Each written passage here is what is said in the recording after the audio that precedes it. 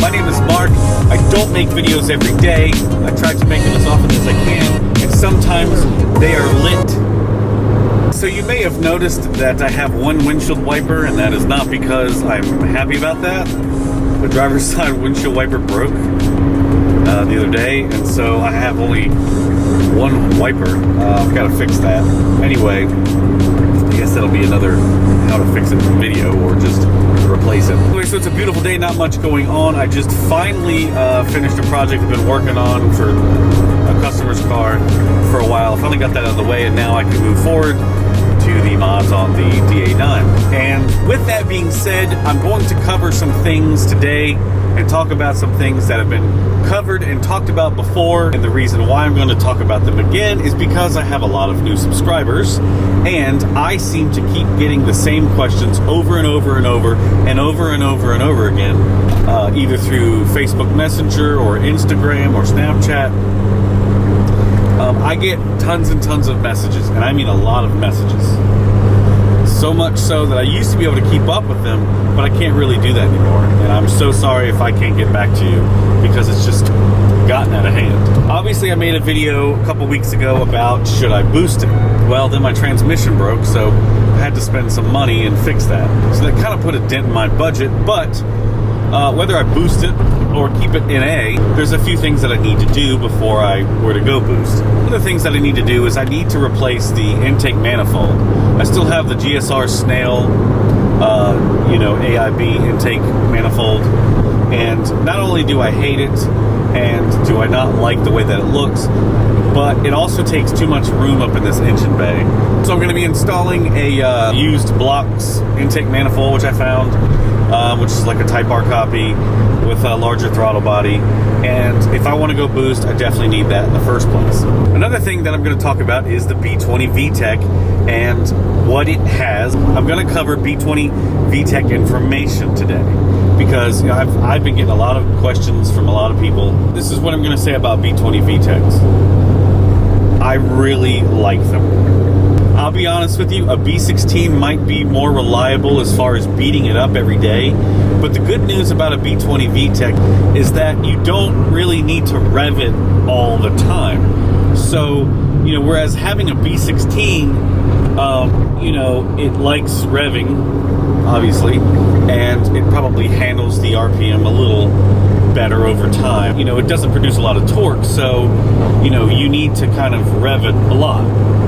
But the good thing with the B20 VTEC is that it usually makes good enough low-end power that you don't need to rev it to get the car to get up and go. And of course, whether you have the high comp B20 VTEC or low comp really doesn't matter.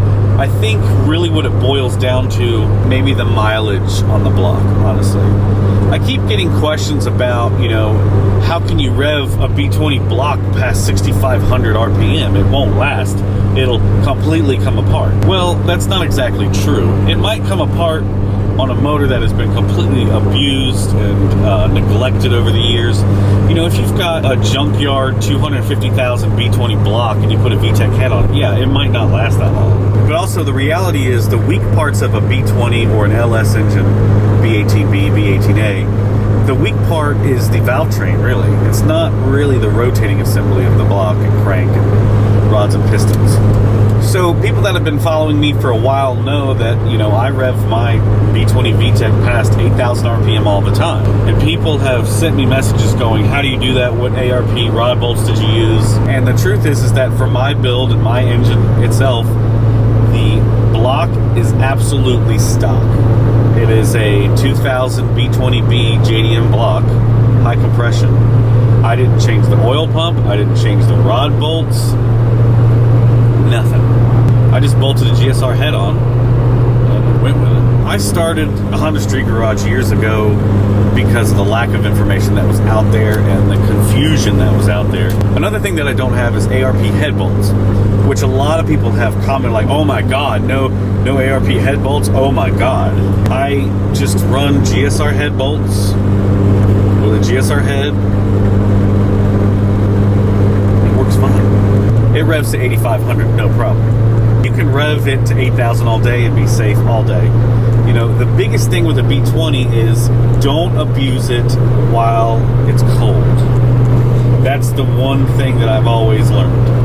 I do not rev it past 3,500 when the block is cold. I just don't do it. Charlie's drag car, you can go back through our videos and look. It was a completely gutted EG hatch. It was a B20 VTEC turbo. Had a completely stock block with a GSR head. It did have ARP head bolts. It did have that. Had a Victor X intake manifold and a Turbonetics turbo, pushing about 10 pounds of boost. And we took it to the drag strip and literally beat the shit out of it. So much so that he eventually sold it to someone else who took it to the drag strip and beat the shit out of it there.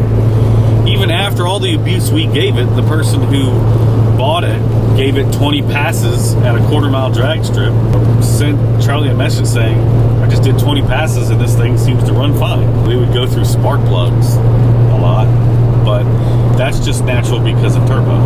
All in all, B20 VTECs are actually pretty strong. I don't know why, even today in 2017, there is this misconception that B20 VTECs, or B20s in general, are just weak motors that will completely fall apart. Do they have thin cylinder walls?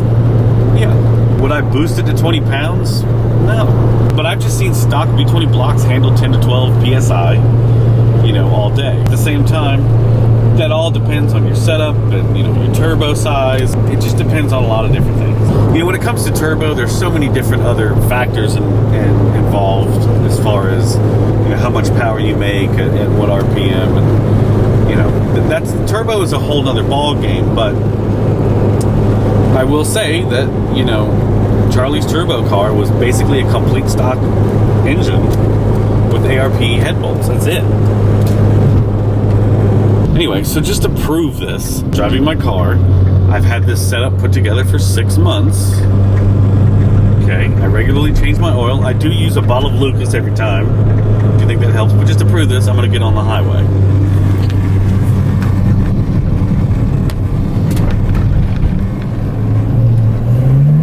Second gear.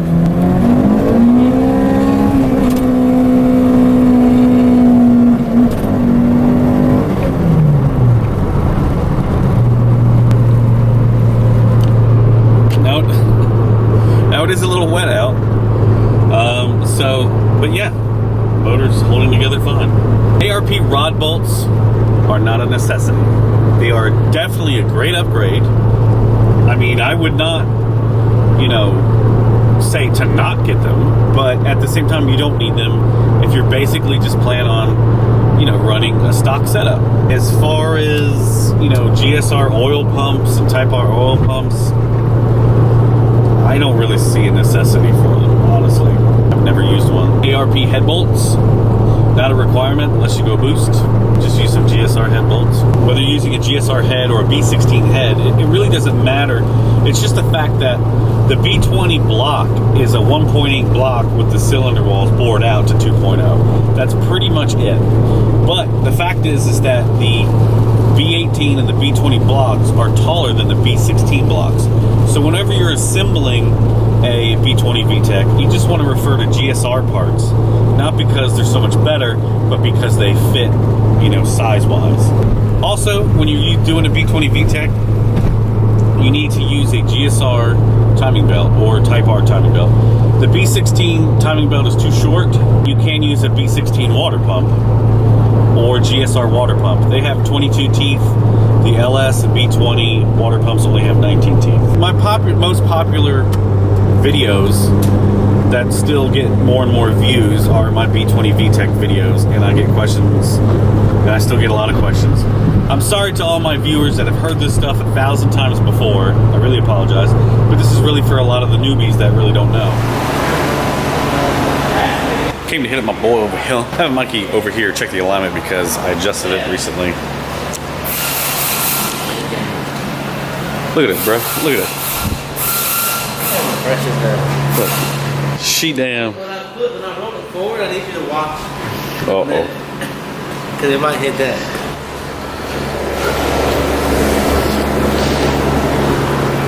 Oh, boy. Oh, right. Oh, there we go. Just barely. Look at that, boy. Everything, see? Damn. So it's out, so maybe when you adjust the height. It's even, but see, it's even. Right. But I guess when you adjust it, I ain't lining with these coils, I don't think. No. Anyway, guys, thank you so much for watching. Click that subscribe button if you haven't already. Smash that like button. And see you in the next one. If you want to support the channel, there's links in the description about t-shirts. Thank you so much. I'll see you in the next one. Peace out.